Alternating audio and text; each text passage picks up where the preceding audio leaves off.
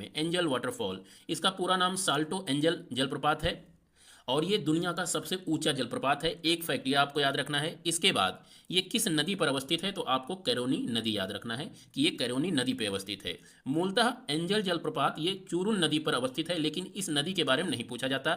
ज़्यादातर इसी नदी के बारे में पूछा जाता है कि एंजल जलप्रपात किस नदी पर अवस्थित है, तो आपका उत्तर हो जाएगा कैरोनी नदी। यहाँ पर हमने आपके सुविधा के लिए चुरुल नदी का नाम दे दिया है, कभी ये पूछा जा सकता है, इसीलिए चुरुल नदी का नाम यहाँ पर हमने दे दिया है, लेकिन इसे नहीं, आपको कैरोनी नदी याद रखना है। और ये जो कैरोनी नदी है कनाइमा नेशनल पार्क से होकर बहती है। अब ये सब कहाँ पर है, कैरोनी नदी या कनाइमा नेशनल पार्क, ये सब वेनेजुला में है।